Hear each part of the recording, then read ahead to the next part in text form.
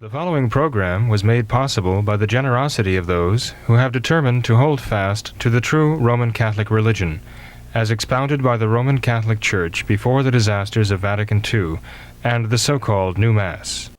Hello and welcome to What Catholics Believe. I'm your host, Thomas Nagley, and with me tonight is Father William Jenkins from the Society of St. Pius V. He's also the pastor of Immaculate Conception Church in Norwood, Ohio. Hello, Father. How are you? Good evening, Tom. Fine, thank you. Yourself? Pretty good. Good to be here. Thanks for being here tonight. Well, you're very welcome. Thank you. Father, I'd like to begin tonight with a discussion concerning lying, and I have a few scenarios I'd like to present to you and get your take on these. But first, just kind of in general, could you tell us, is it ever morally permissible to tell a lie?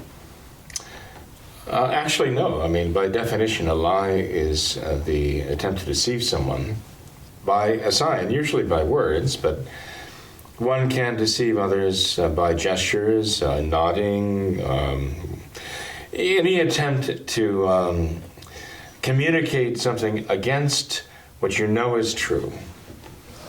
A direct, bald-faced lie is always wrong. Okay. Communication. God has given us the ability to communicate, and to communicate even abstract ideas, even to be able to know what truth is, not just know whether something is true, but even the very concept of truth. We have that because we have the soul in the image and likeness of God, which can know not only what is true, but what is truth. And God expects us to use communication to convey truth, not falsehood. So an out-and-out lie is always wrong. Okay.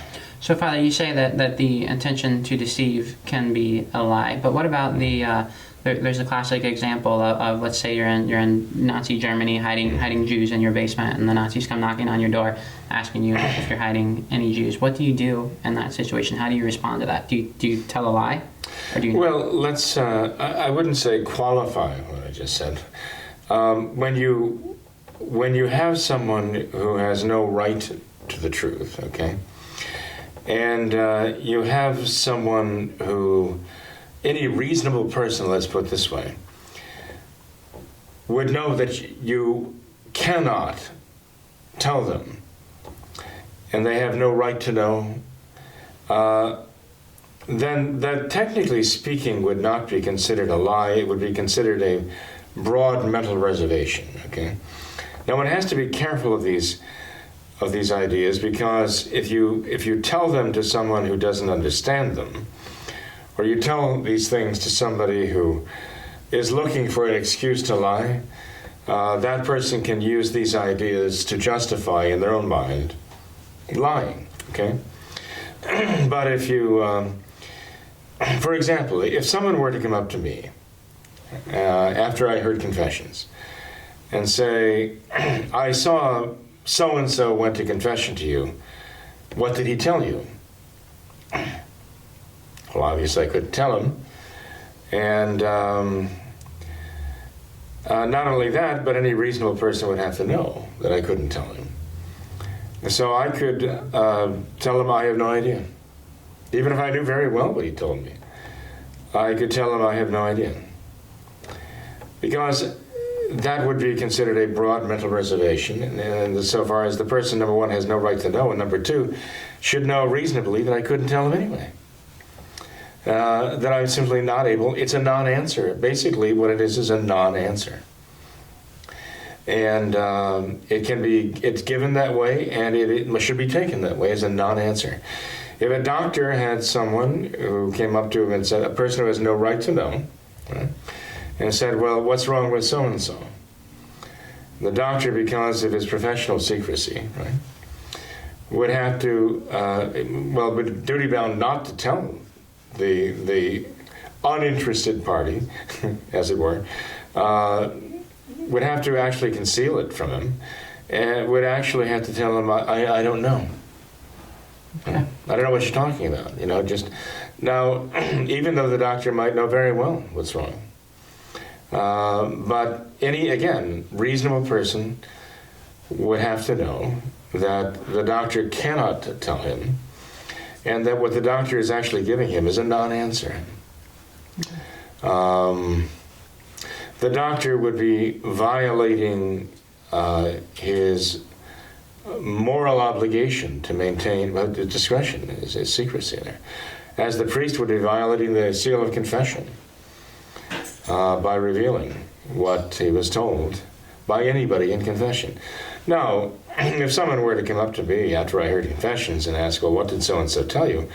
I would probably very honestly say, I don't know, because I probably wouldn't know. I honestly and truly probably would have no idea. And even if I thought about it, I might have difficulty even recalling what I was told, even if I knew who the person was who was confessing. And I think that's true of most priests, because when priests are hearing confession, they're being told things they didn't want to hear in the first place.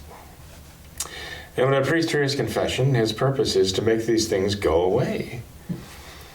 And so, in my experience, priests are very good at basically forgetting what they're told in confession, because they've just made up their minds that that's it. You know, they're absolved, and they're gone, and nothing more need to be said or thought about them. You know.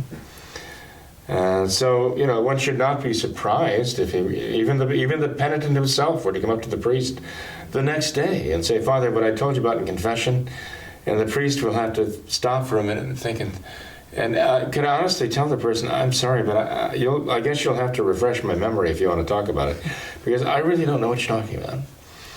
And the person might think, well, the priest is just being coy with me, but that's not the case. Priests don't remember. They don't want to remember. You know, they're there to make these sins go away. So, but even if the priest knew very well what the person had told him, he still would have to give a non-answer. And it's the same in the case that you described here. If somebody showed up at the door and you were hiding some Jewish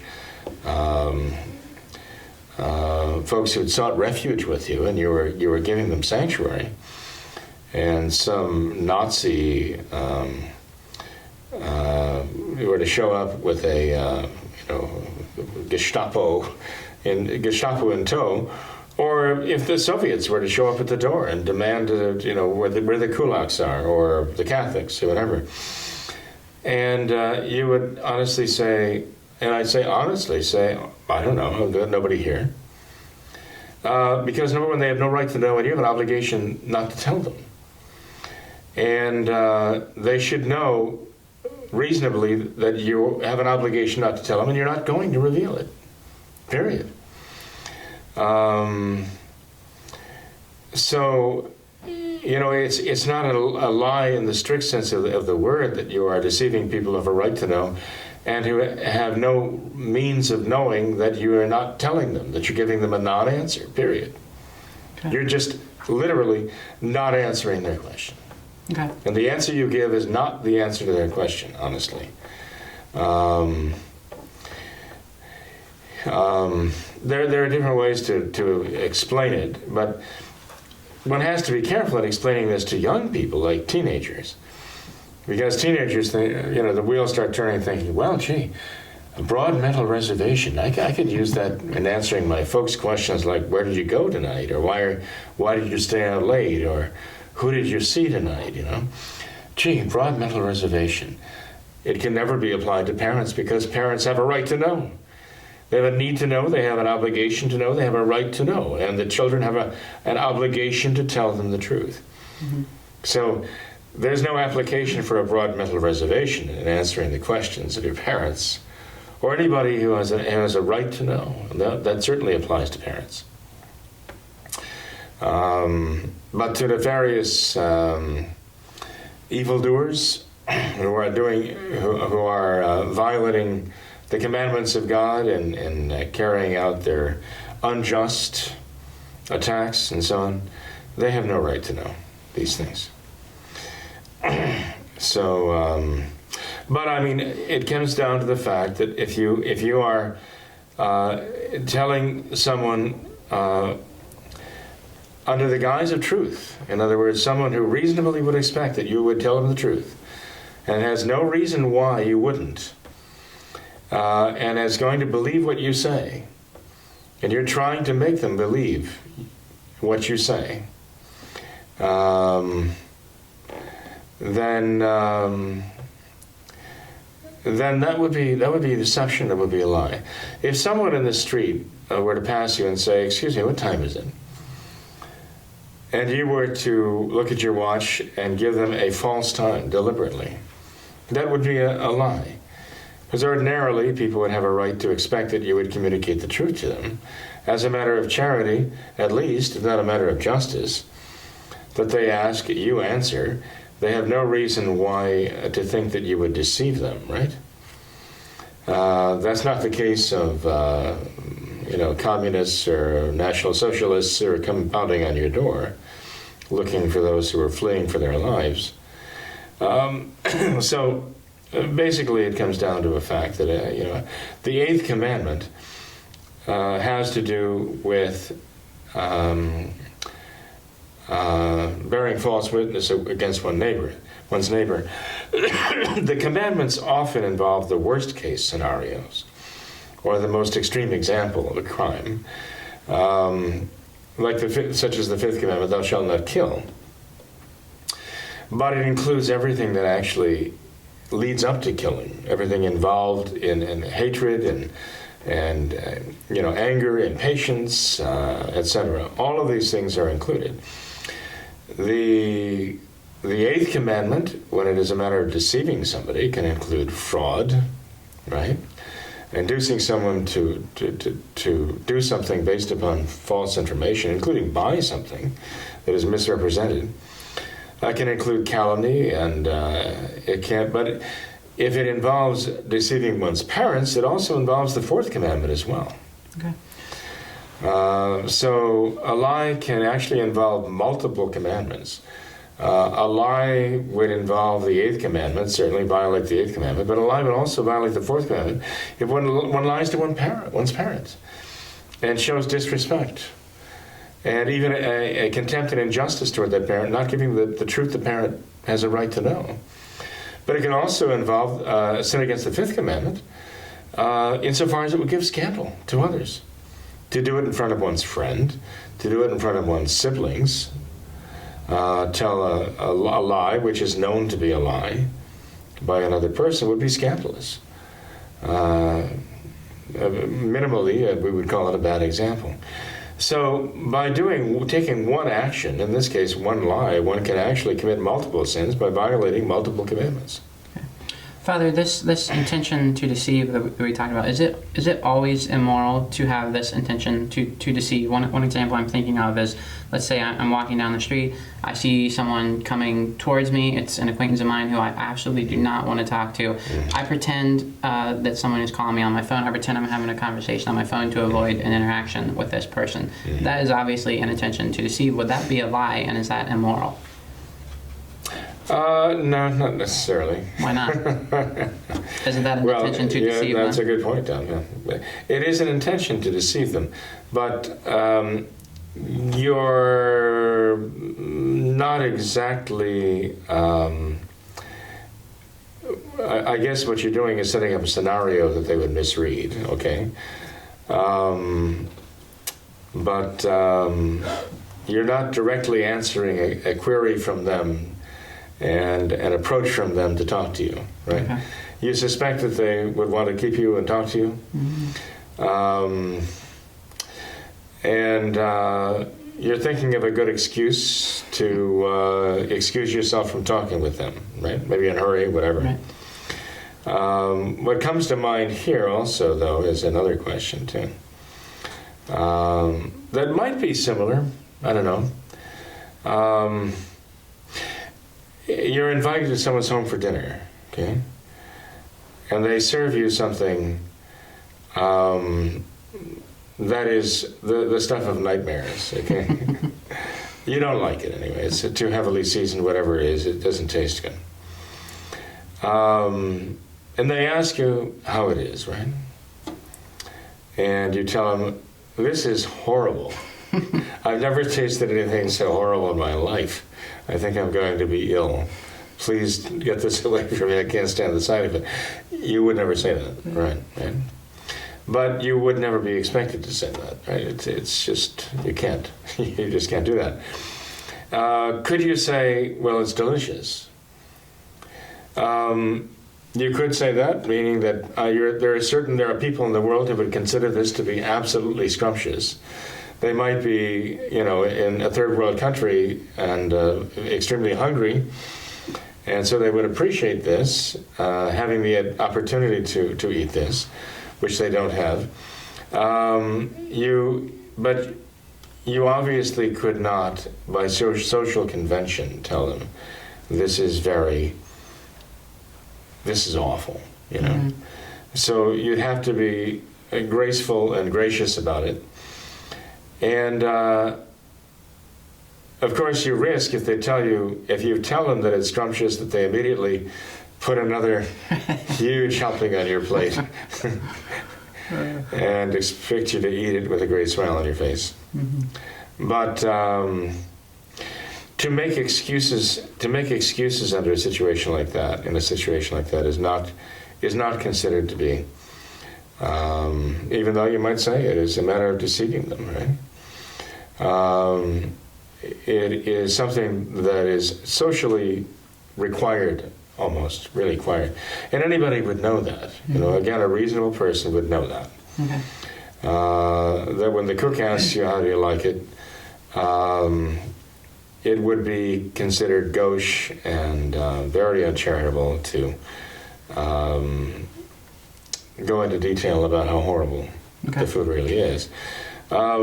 If it involves somebody you really don't want to talk to for whatever reason, again, for someone to feign being busy with something, so that I really can't talk to you right now, again, I think that's kind of a social convention. And even if we use cell phones to feign that right now, again, I wouldn't necessarily consider that to be deception in the sense of lying. I did say that. I mean, to use to give the false impression to deceive somebody, is the essence of a lie. Perhaps I could actually give the classical definition of a lie. I don't know if it would help clarify things. Locutio contra mentem, a speech against the truth, or against one's mind, what knows is the truth, and one actually tries to deceive the other person. In this case, with a cell phone, you're trying to deceive a person into thinking you're busy on the phone, okay? But if somebody is coming to the door and you suddenly start, getting very busy, and you pick up the broom, carry it to the door, and say, "Oh, I'm sorry," would that be a lie? It'd be lying to them because you weren't really sweeping the floor, but you appear with the broom, just give them the wrong impression. Well, give people the wrong impression is not the same as deceiving them necessarily. You might say, well, okay, but I mean, it isn't, in fact. It's a matter of social convention in this case. And I think people should get the message that, well, so-and-so doesn't necessarily want to talk to me or can't talk to me right now, and this is their way of letting me know this without telling me I don't want to talk to you. Mm-hmm. Father, another aspect of this, I think, in this discussion of lying, the subject of taxes always comes up. You mentioned earlier, the example of the Nazis not having any right to the knowledge that they're asking of you. What about those who say the government has no right to the money that they're requesting from you via taxes? So in that situation, would it be acceptable to lie on your tax return? Let's say that here in America, we have our government who gives millions and millions of dollars to Planned Parenthood, this terribly evil organization who slaughters our most innocent children on a daily basis. Our government is literally giving them millions and millions of dollars. $500 million was just allotted to Planned Parenthood. Public largesse, tax money. And we see this and we say, okay, how in the world can I, as a Catholic, literally fund, there's no such thing as the government's money, it's our money. How in the world can I fund this organization, Planned Parenthood, by giving my tax dollars to them? So in that case, would it be acceptable for me to lie on my tax return? Let's say that for my business, I say that I spent $10,000 in materials, which is actually true. I deduct that from my taxes. I add everything up. My tax bill is $1,000 to the government. But I say, hang on, what if I change that number? I lie. I say I spent $20,000 in materials. Now my tax bill suddenly disappears. It's $0. I don't owe anything. Would that be moral? Is that justifiable? Because I say, if I give them money, they're going to give this to Planned Parenthood. They're doing all these terribly immoral things, and just wars, the list goes on and on. Can I lie to avoid giving them money? Mm-hmm. Well, Tom, this is a very good question. A lot of people are asking that question these days. Have been asking for some time because of the immoral use of the public monies, right? And these questions are very, very good, difficult to answer, but they demand answers, right? And I'm not saying that I'm giving the best answer, obviously, but say, as in obeying any law, okay, there are penal laws in the United States of America that have punishments with them, okay? And I'm not changing the subject, I'm just kind of building in that direction. If you're driving down the highway and it's a clear day, the roads are clear and dry, clean and dry, and you can safely drive 80 miles an hour, whereas the posted speed limit is 70, are you breaking God's law? No. Not if there's no risk. Not if you are not taking a chance or, as I say, risking your life or limb or anybody else's life or limb. If you can drive safely at that speed, let's say there are some who can and some who cannot drive safely at half that speed even, okay? But if you can drive safely at that speed, you've got a good car, the tires are good, you're wide awake and so on, it's not immoral to drive at that speed. But is it against the civil law? Yes, it is, okay? But is that a sin? It could be a sin perhaps if it's a bad example, if you're scandalizing someone you're teaching to drive and you're basically setting the example of driving over the speed limit. Yeah, that could be, if you're encouraging someone else to do something wrong and it would be dangerous for them. Oh, that could be wrong. But just, barring any other circumstances like scandal, bad example, and so on, if you're doing it safely, it's not morally wrong. But, the church has always said, even though you wouldn't necessarily be sinning under those circumstances and exceeding the speed limit, you'd still have a moral obligation to accept the penalty if you were caught. And you're given a ticket, and you honestly were speeding, then you should accept the penalty, because that is a necessity of living in society with laws, that we accept the fact that people have to obey the laws and accept the penalties if they break them. Okay, so now with regard to taxes, right? There's another element involved here, and that is the tax money is being diverted to immoral purposes. One might say, well, I certainly will not want a single dollar of my tax money to go to Planned Parenthood in their murderous rampage against the life of unborn children. And so I am going to withhold that share of my tax money. And they try to figure out what that comes down to. It might come down to basically about 3 cents of their tax bill, or maybe even less, actually. They might even say, well, no, I'm going to withhold all of it, because whether I prorate it according to what portion, what fragment of my tax money is given to Planned Parenthood, or just the whole thing, I'm not going to support all these immoral causes, these wars everywhere, these whatever else is being done, research on this, LGBT celebrations or whatever that are being cast in my cities, my states. I'm not going to be contributing to those parties to celebrate things that I consider to be grossly immoral. And could they morally say, I will not contribute to that? They could. But the fact is, though, that there are penalties for that, and should they be willing and ready to pay the penalties if it comes down to that? Well, they may have to. There was no income tax in this country until Abraham Lincoln introduced the income tax. There was property tax, but no income tax. But Abraham Lincoln introduced the income tax as a temporary measure to fund the Northern Civil War, the Northern expenses of, pursuing the Civil War. And it, of course, became an institution after that, and a whole department of government devoted to it after that. And there are those who are still arguing that it is illegal, that there's no legal or constitutional basis for it. But they are being prosecuted, imprisoned, fined heavily, and so on. As to whether or not governments have the right to tax citizens based on property or income or whatever else, right?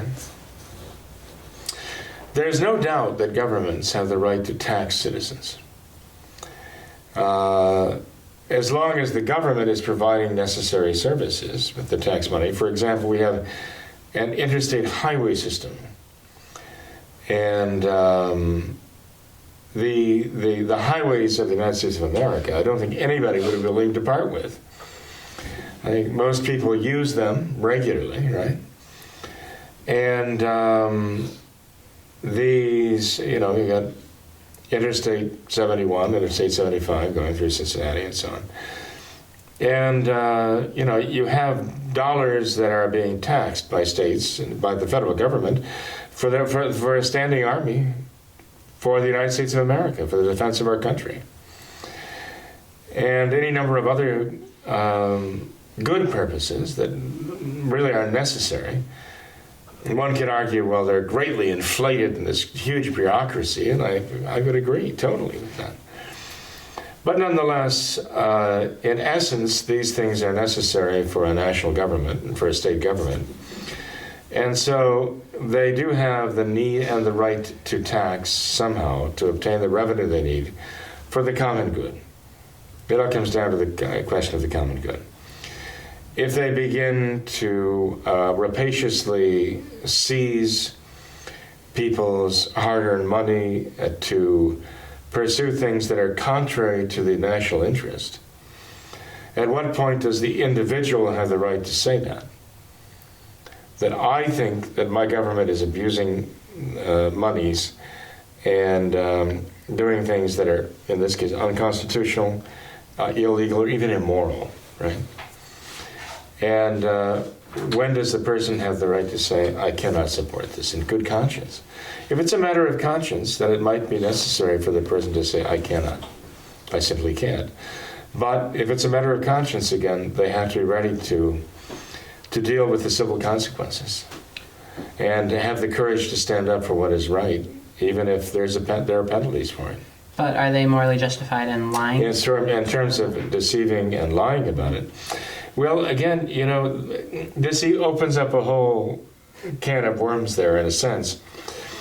It might sound like I'm kind of talking around the issue here, but I don't think I am, really, because there's so many things involved here. I think you would be justified in concealing that. I think the burden is on the government to demonstrate that you have deceived them, especially if there's a matter of a moral principle involved, and you feel as that you are unjustly being targeted and unjustly being required to do something that you believe is grossly immoral, as, for example, supporting abortion and Planned Parenthood and so on. And you have a right to try to avoid the penalties, as it were, for doing what you believe is the right thing to do, and that they're doing something that is very wrong. Beyond that, government almost for example, like companies themselves. You go to the supermarket, okay? You go to these big stores, right? What are they called? Big box stores. You go wherever they go. They factor into the pricing what they expect to lose by shoplifting. They factor into they insure themselves against this kind of thing. In other words, you're actually paying for the losses that they expect to incur All of this is factored in. Their accountants, their actuarials, their actuaries, they factor all in the risks involved in being in business. I mean, how much spoilage there's going to be, fruit and vegetables, and all of that gets factored into the price, okay? So you're actually paying to a great extent for the losses that are already can be factored in there. So to what extent, for example, now that's not an encouragement to steal anything from them. You know, obviously it would still be stealing, right? But it does have to do with your obligation, if you find out that they make a mistake in your favor, to go back to them and say, look, you know, they didn't charge me for this item. I would still recommend that people go back and say, look, your cashier didn't charge me for this $5 item here, right? But at a certain point, a person has to ask, okay, jeopardizing that person's job, putting that person on the spot, right? There's a problem involved there. Taking the time out of the manager's day, the manager's being paid to deal with this, okay? To what extent is this actually counterproductive to the company? And to what extent might it even get people in trouble who shouldn't be in trouble, who are perfectly innocent? People who might be blamed for putting a tag on it, but the tag was missing because somebody pulled it off, but it wasn't the responsibility of the person who stocked the item. You just don't know. And in some cases, it even would come down to where the person, you know, you take a can of beans back and say, look, you didn't pay for this. And, you know, at some point they're going to say, look, it costs us more to deal with this problem than it would be just to give you a can of beans. So, in other words, there's a certain price of doing business there. As long as someone does not have a moral fault involved in carrying off some kind of heist, that's one thing, okay? Now, what does this have to do with somebody filling out his taxes? Government kind of factors in. They factor in that people are not going to be putting down every dollar they get. Now, that doesn't mean they're not going to come after you, you know, but they factor that in to their tax code. And that's where they factor the penalties in. And they have an idea what monies they're going to need to do what they're going to do. And beyond that, they've also left themselves kind of a blank check for printing more money to borrow money from the Federal Reserve to do what they want to do. They just get the Treasury, right, to print more money, right? And they borrow that money. The government borrows money to spend on projects and then charges you for it. You know, the money they borrowed, right? And they're taxing you to get that money, and they're getting that money from in various ways, you know, all kinds of fees and so on. So I do not consider it immoral for a person to adjust his tax return in that way. So he says, well, I'm not going to support something that I consider immoral.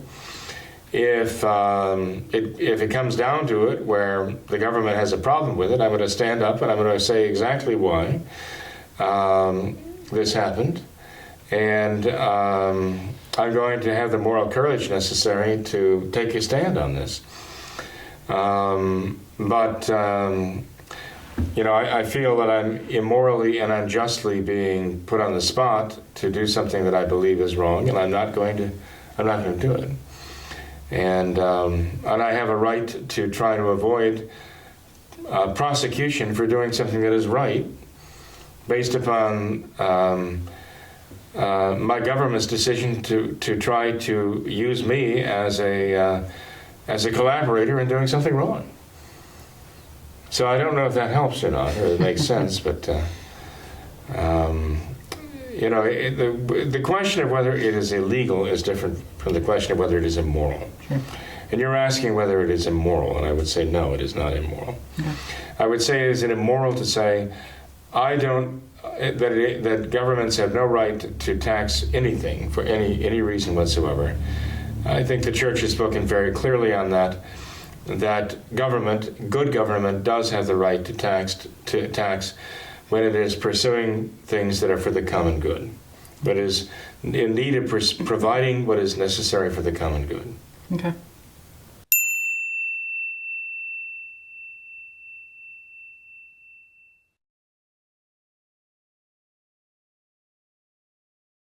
Father, I think this discussion leads nicely into this article that you brought up today, titled "Checking the Pope: Can Truth Be an Idol?" So, do you have any comments on this this article that you brought up? I do actually, Tom, and of course, all roads seem to lead to Francis here, unfortunately.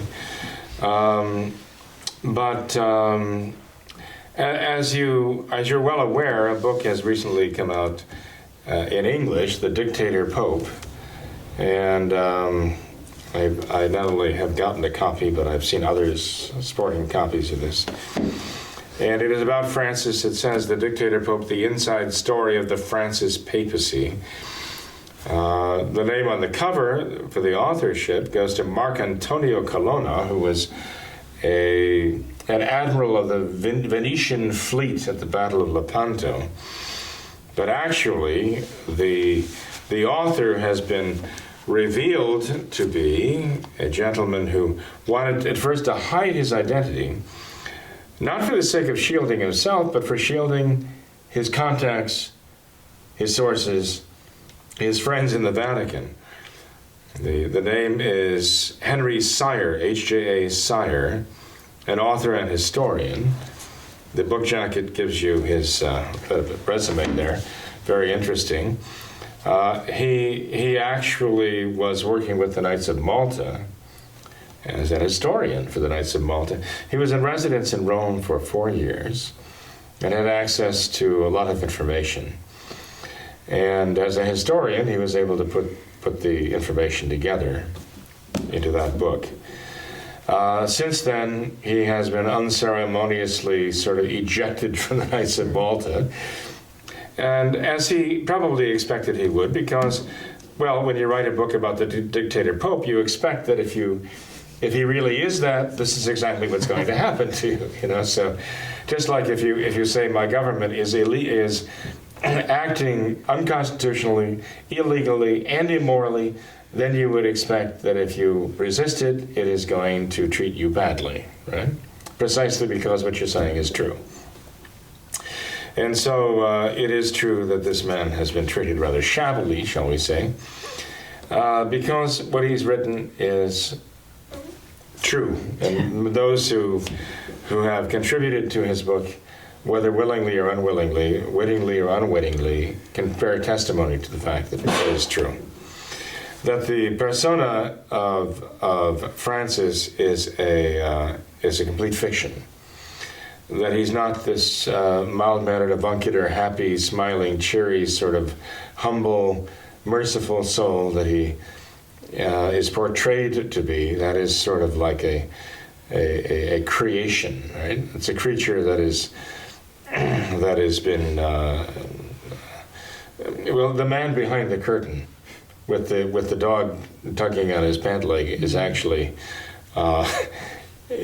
not this man. Francis is a modernist, and the things that we read in the book about him, and the things that we read about, and you mentioned even this idea of truth in terms of Francis, it all fits perfectly the character of a modernist.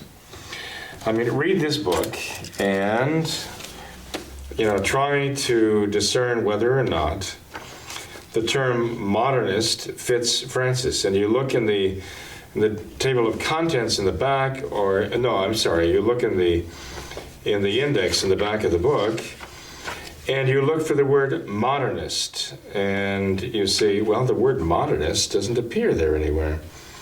So does Marcantonio Colonna, alias, or actually, I should say, does Mr. Sire, alias Marcantonio Colonna, does he actually peg Francis as a modernist? Well, that's just it. So many of these authors who are telling us about this man will not use the M word for some reason. But St. Pius X used the M word. He talks about modernists. He talks about the modernists being the worst and most dangerous enemies the church has ever faced. And Sire here is saying he didn't write this to attack Francis. He wrote this to sound the alarm against him, to sound the alarm against Francis, because the church is under attack. I mean, he comes out and says that, point blank. He's trying to sound the alarm against this man and what he's doing. Now, what does that tell you? Why not go ahead and just say he's a modernist? He's a dyed-in-the-wool modernist, every fiber in his being. His DNA, it's modernism all the way through, you know. Well, here you have, by Father Gerald Murray, an article, an opinion article in LifeSite News, which is a very interesting site, LifeSite News, for April 23rd, so very recently, an article entitled, "Checking the Pope, Can Truth Be an Idol?" And here, Father Gerald Murray says, and he attributes this to Francis. Then Pope Francis, he says, made a startling claim this was, by the way, from Francis's address given during the Chrism Mass in St. Peter's Basilica on Holy Thursday morning. This is what he's quoting from here. He says, then Pope Francis made a startling claim: we must be careful not to fall into the temptation of making idols of certain abstract truths. They can be comfortable idols, always within easy reach. They offer a certain prestige and power and are difficult to discern. Oh, that word discern. They love that word discern, which means you just explain everything away. But nonetheless, he continues, because the truth idol imitates, it dresses itself up in the words of the gospel, but does not let those words touch the heart. Much worse, it distances ordinary people from the healing closeness of the Word and the sacraments of Jesus. So Francis here, according to Father Murray, is setting up this opposition between truth and the healing closeness of the Word, the sacraments, and the gospel, as though truth and the gospel somehow can be incompatible. And that truth can become an idol. Do you know what the man is saying? I mean, does anybody not understand this? Those who have read Pascendi would read that and say, this is straight out of St. Pius X's word. This is exactly what he warned us about. That the modernists look upon dogma, they look upon doctrine as the enemy. Dogma states unchanging truth. And Francis considers that to be an enemy of the gospel, an enemy of, I guess, Jesus as he considers him, an enemy of faith as Francis believes it to be. Because Francis, as a modernist, considers faith to be a continually developing experience, kind of a dialogue with reality where you're discerning the divine, out of your experience. And if there's no such thing as an unchangeable truth. In fact, the very idea is an oxymoron for a modernist, an unchangeable truth.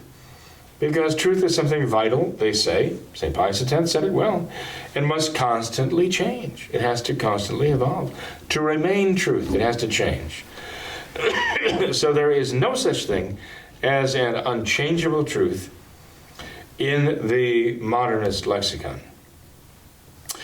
And so it gives you an idea of Francis's mentality in terms of the intellect of Francis, how he conceives of truth, that it can be set up as an idol if it's considered to be something that is true and unchangeable truth, it is an idol.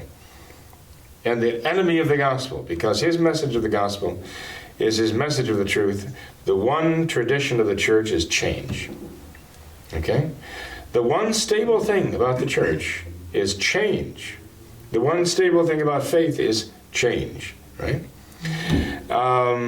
So, when you come to this book now, The Dictator Pope, again, you go back to Pascendi. St. Pius X mapped it all out. What did he say were the characteristic traits of modernists? Recall? Audacity And can't remember. pride. Pride. Pride and audacity. Audacity and pride. Audacity in that nothing is sacred to them. Everything is subject to their scrutiny, their critique, their change, everything, right? Audacity, they shrink from nothing. And pride, the attitude that they are the ones who know, and that everybody has to kowtow to their vision of things.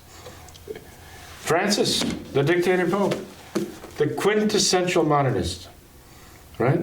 He is the chemical cocktail from which the primordial ooze, modernist ooze, from which he has come. He's come out of the primordial ooze of modernism.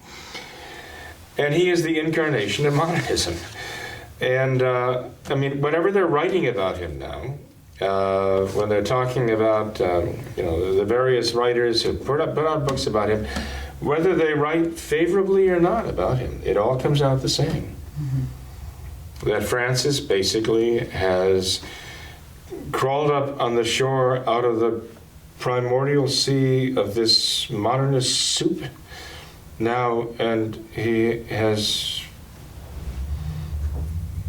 gotten up on his hind legs, and he's now the modernist pope of a new world order church.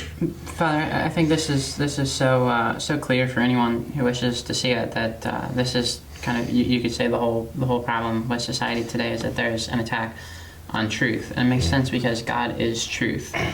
Truth is that which is. That's the best definition that I've heard of truth, and that describes God perfectly. And so, but you see, Francis would say, "Well, God, no, God is love."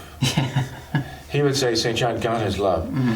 But he would say, you can't have the God of truth and the God of love; they're not compatible. Yeah. Because as far as Francis goes, I mean, there is no unchangeable truth. Truth is what God is evolving to be, and that is a matter of love. See? Mm-hmm. So this is the modernist, the fundamental modernist dichotomy between truth and love. And that is why a modernist does not believe in the true God. He has a false notion of God. Mm-hmm.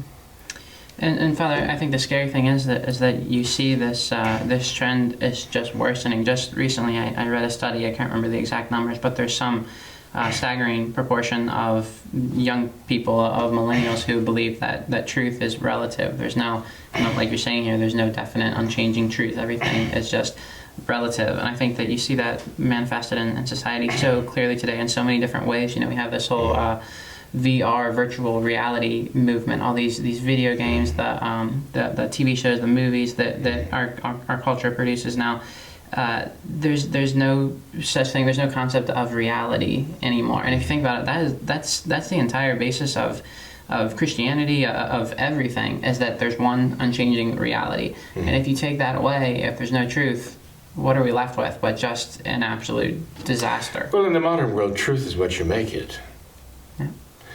And whose truth is going to prevail? Because each one has his own truth. Yeah.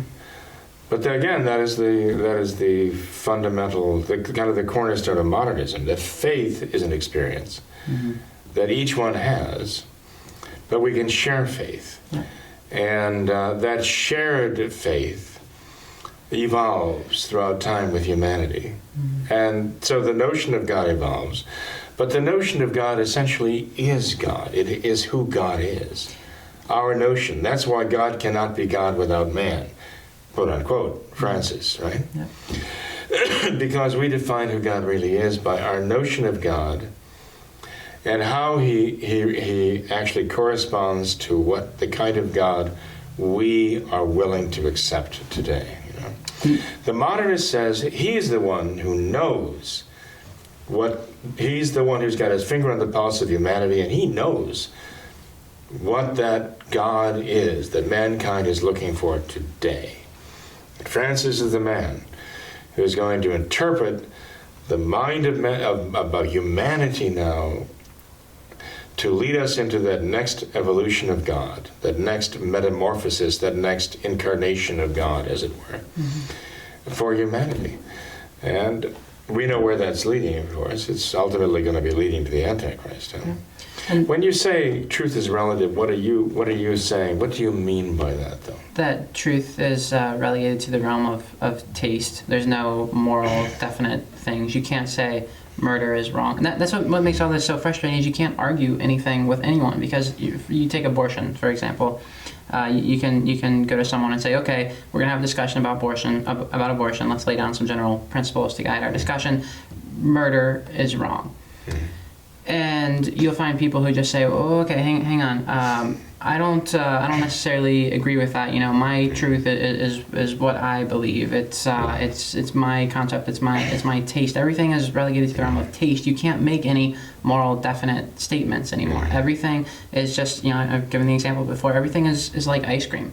One person says, I like chocolate ice cream. The other person says, I like vanilla ice cream. I like abortion. I don't like abortion. If you don't like abortion, that's fine. That's your taste. That's your version of the truth. That's your... So you're talking in terms of a kind of principle, though. Like murder is wrong. That's a principle, okay? But when you say that truth is relative, you can actually go to the lower level and say, even beneath that, even in terms of definition, what murder is, we can't even agree on that. We can't even discuss it. Sure. You know? Because what you think of murder is not necessarily what I think is murder. Right. So how do we even have a discussion about the principles when we can't even agree on what the terms mean? You can't. Everything is relative. The truth is relative. Yep. You can't, Father. And I've mentioned this college ethics class that I'm kind of remotely involved in, and it's just so sad to see that these college level students, you can't have any sort of discussion with them. At the end of the semester, all of the students have to get up and give a short 3 to 5 minute presentation on some moral ethic topic, and it's just so sad to see that they can't even form a statement. They can't say anything because everyone is so inculcated with this idea of truth is relative. There's no definite truths. Everything is just kind of wishy-washy. This is my opinion. This is why I believe abortion is wrong. Well, oh, you disagree with me? Okay, that's fine. I just this is my... And there's just nothing. It's so weak. There's no one that ever gets up and says, this is wrong, period. And that's the whole problem with society is we don't have any... I would say there are those who do. They're generally the professors who are very dogmatic about their liberalism and their leftist progressivist views, right? Yeah. Yeah. And one thing they're sure of is that you're wrong. Yeah. And you're the only one that's wrong, right? Yeah. Because you're so convinced that this is right and this is true, but you can't say that. Yeah. Now, there's one thing that is true, and that is there is no truth. There was one thing that is wrong, and to say that there's anything wrong. Right? And of course, it's self-contradictory, but they don't care. It doesn't matter. Why? Because they're irrational. Oh, yeah. They're not only irrational, they're anti-rational. That's the worst part of it. They're not just irrational. They're anti-rational. They have like an animus against rationality. They resent it, even sometimes hate it. Right? And this is what we're dealing with right now, the degradation of the human race to the point where what is supposed to be the image of God in man is considered to be an object of scorn, you know. Now that we revel in the idea that we're nothing but great apes, you know, another level of evolution from the great apes. We revel in that, the idea of being created in the image and likeness of God. Is abhorrent. This degradation of man that you talked about, perfect example, going back to that ethics class, all of these students are getting up, giving their absolutely horrendous presentations on whatever, abortion, gun control, so on and so forth. Finally, one 20-something-year-old man gets up and says, my presentation today is going to be on the natural law. And I thought, okay, wow, this might actually be something. Someone might actually get a good presentation. He starts out his presentation and says, I believe in the natural law because I don't believe in an afterlife. I don't want to believe in an afterlife. I think that all of your happiness should be in this world. You should place all of your hope, all of your everything. Your entire life should be focused on the natural world. You should seek natural happiness. You shouldn't. Okay. You should. That's what he means by shouldn't do it. natural law. That's his natural law. And some of the students questioned him and said, "Okay, so what do you think happens when you die?" He says, "I don't want to think about it." And this is a college level. This is a man, what's supposed to be a near full-grown man, a 20-something-year-old man in college, taking a college-level ethics course, and his idea of the natural law is we should seek our happiness in this world. The professor says nothing. They question him, terrible questions, and his best answer is, "I don't want to think about it. I prefer not to think about it. I only want to think about the natural world. I don't even want to think about what happens after death." And talk about the degradation of man. I mean, that's just mind-boggling. Yes, it is mind-boggling, but unfortunately not surprising today. Mm-hmm. This is what we call higher education today. Yeah, it's the theme. He fits right in with everyone else. I mean, they gave him a thorough round of applause after his presentation, and it is just so sad to see. I mean, have you given your presentation yet? I have not, Father. I don't give a presentation. So you're not going to give a presentation? I'm not. I'm kind of more of an observer of the class. Oh, I see. So, I see. Not technically involved. Well, that's unfortunate, though. Yeah. Oh, yeah. Because I'm sure by the time you were done, they'd be. I think I might be. I think they'd be reaching for the torches and the brickbats and who knows what. I believe so. We'd be referring to you as, the martyr of so-and-so. Yeah. But anyway, I think you could probably tell them some good things. And who knows, there might be some rational person left in the classroom who would actually respond, but you don't know. How do you know? Yeah. This is the situation we've got, though, and this is what is prevailing in our college classrooms right now, because we see the kind of people who are presiding over those classrooms. These are the kind of people who've been hired to teach the children, or young adults, I should say now. So, you look to the future, the next generation coming up, and you wonder what kind of a world they're going to make of this. We have to pray for them. Mm-hmm. To get back to the initial question about truth, though, I hope I haven't confused anybody by, said, the classic example that people use is that of, well, in the old days, they had the family phone that was actually plugged into the wall, and the phone rings, and the little girl answers the phone, and the voice on the end of the line says, "Hello, this is, Bob from the Acme Aluminum Siding Company. Is your mother there?" And the little girl goes running off and says, "Mommy, somebody from about aluminum siding is calling you." And the mother says to little Penelope, "Well, tell him I'm not home." Or, "I'm taking a nap. Tell him I'm busy," or whatever.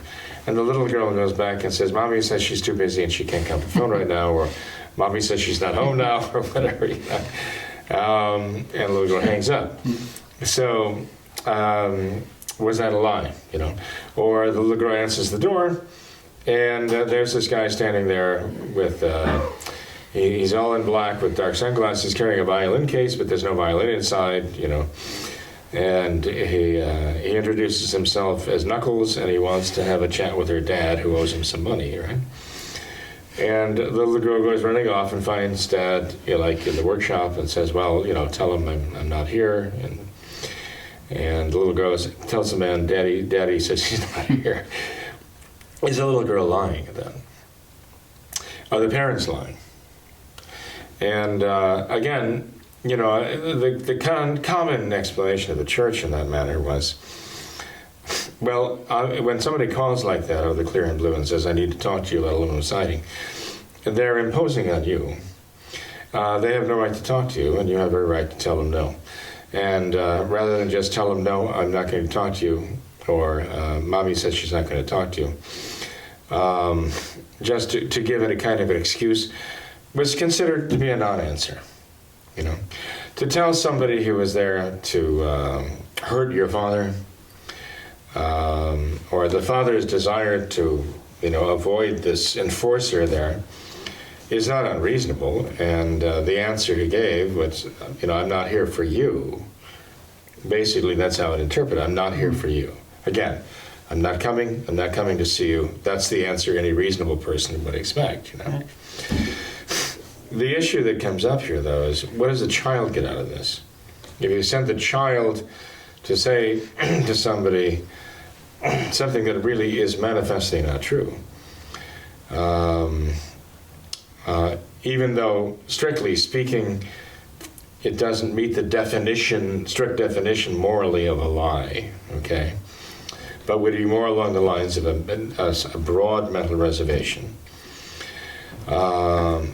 So what is the child? Can the child make that distinction? One has to be very careful about that. Even if the adult realizes, okay, there's a justification for this, and this is, conventionally, this is understood to be a non-answer. What is my child getting out of this? I have to be very careful about that. You know? If the parent lectures the child on telling the truth, and then the next day sends the child on a mission like that, the parent has to be very careful about this kind of thing. That's why when we talk about these broad mental reservations, I'm always a little bit wary of it, you know, because it can be so easily abused. You know? When we get into question of filling out taxes, for example, I mean, you could have asked, and we're not going to get into this now, but what about insurance forms? What about fudging on the insurance forms to collect the money, right? What about fudging on, you know, what should I say, employment applications and so on? At what point do you cross the line?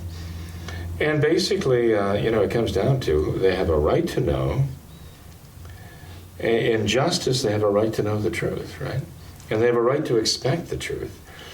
And under normal circumstances, they would not expect anyone to deceive them. They would have a right, they would have an expectation that they would get the truth for this, right? Because they need to know the truth, okay? So that would certainly involve a lie, intention to deceive, where there is an obligation in all counts to be truthful. Okay.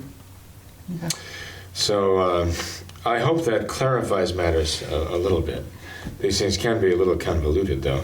When you get into the casus conscientiae, the cases of conscience, where you're talking about the different cases and you're trying to morally analyzing, determine what is the right thing to do and so on, there can be some spirited discussions sometimes, even among moralists.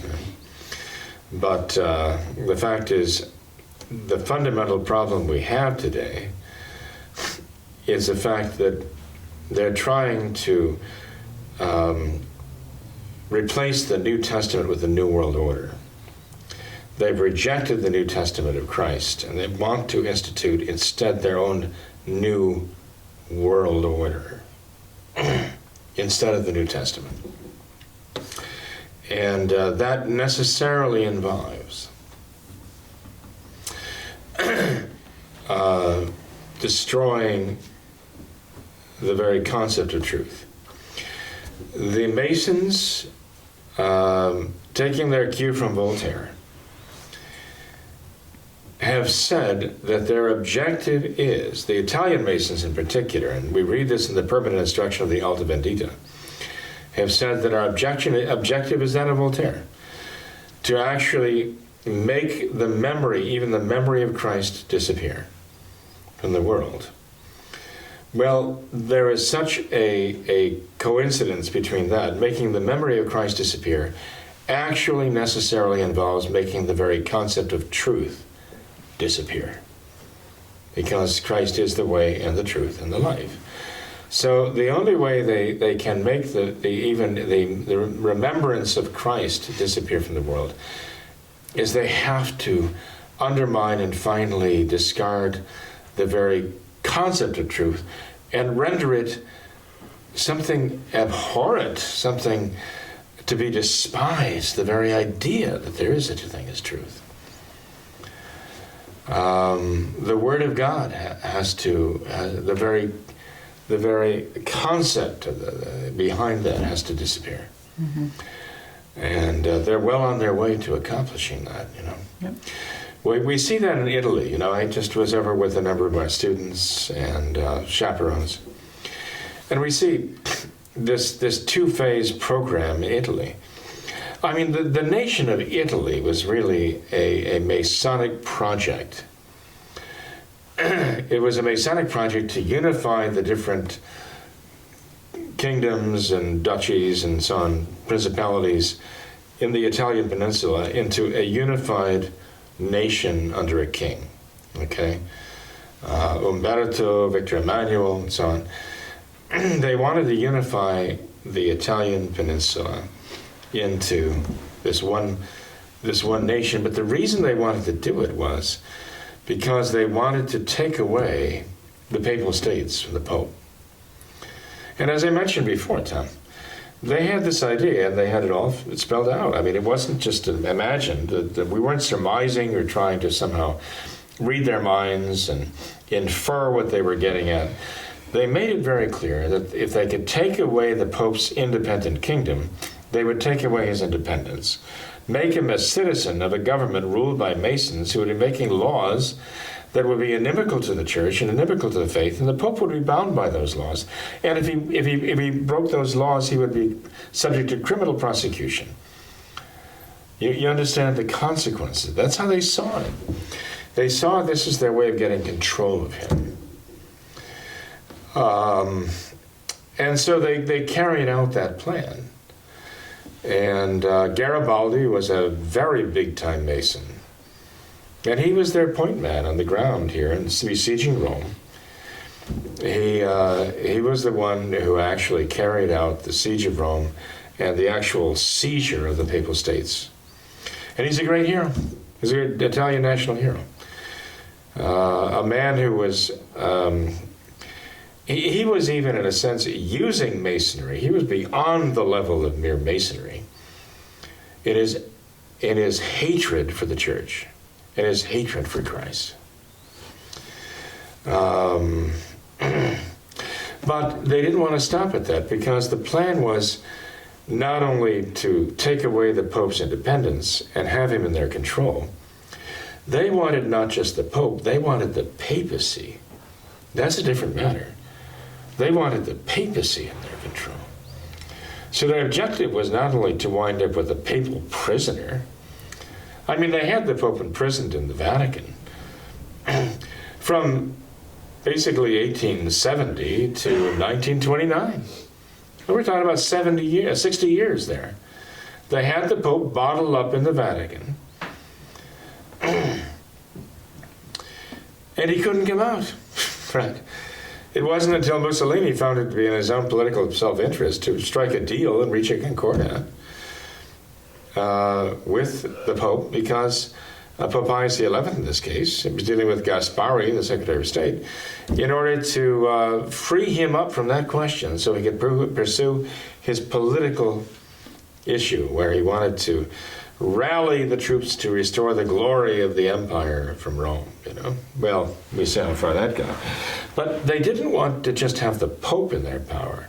They wanted the papacy in their power. It's important for people to realize that when we consider what's going on right now. And that meant they wanted a Pope who would not only be in their physical control, they wanted a Pope who would think like them. They wanted a Pope who would be a good Mason without necessarily even having been initiated, without even belonging to a lodge. But he would be like think like a good 32nd, 33rd degree Scottish Rite Mason. And so that was their objective, not only to take the Pope, but to take the papacy. That is what we see happening here. And, you know, ultimately, I know that there are those who are very, very much opposed to sedevacantism, and they look about, you know, all you have to do is say somebody's a sedevacantist, and they're like snowflakes. They go to pieces. They can't believe it. No, somebody's sedevacantist. They can't take it. Oh, save us. But the point is this, that I realize that there are sedevacantists, too, who are very, very wrong in their whole approach. And some of them are even, it's hard to even believe that they're Catholics, because they make sedevacantism as though it's their religion. Mm-hmm. You know? And sedevacantism is not a religion. But they talk and they act, they obsess about it. And they get the message from that, then therefore we can do anything we want because, he's not the Pope, we can do anything we want. That's not Catholicism. And so I see sometimes the anti-Sedevacantists are reacting to that caricature of, the real notion of Sedevacantism. But really there are Sedevacantists who believe that to uphold the honor and the dignity of the papacy itself, we have to believe that Francis is not or might not be the true Pope. Because if one can do the things that he's doing and still be the Pope, this is the most savage attack on the papacy possible. It is the most degrading thing conceivable to think of the papacy actually being used for this purpose and made into this, I mean, let's face it. I mean, a Sedevacantist could well say, if one can be the Pope and do these things, then what's left of the papacy? What has this made of the papacy? Then what's left? And I can understand very well why they think that way. So, the anti-Sedevacantists have to realize that, it's possible that the Sedevacantists are actually thinking in terms of the very dignity of the papacy, but the very essence of the papacy, that they're thinking that if there's no doubt but that Francis is the Pope and he can do these things in the name of the papacy, then that he's destroying the papacy. That this is basically announcing that the papacy itself is done for. The very things that the anti-Sedevacantists are afraid of. That's why I think we need to have some serious discussions about this. And it's not just name-calling, but actually starts having some serious discussions about the significance of what's happening here with Francis. Mm-hmm. And what, ultimately for the purpose of determining what practically has to be done for those who want to remain faithful to the Church and Christ today. Okay. That sounds like a topic for another program, Father. I think we better leave it for another program time. Yeah. I know our goal is to keep this one short. We ironically fell short of that. Well, that is always our goal. Yeah. Yes, but I can't blame you. That's for sure. You try. That's true. But, well, thanks for being here tonight, Father. Well, that was a good discussion. Tom, thank you too. I appreciate all your good efforts there, and you've made some very good points. Thanks, Father. Thanks. Always do. Thank you. Thanks to all our viewers as well for watching this episode of What Catholics Believe.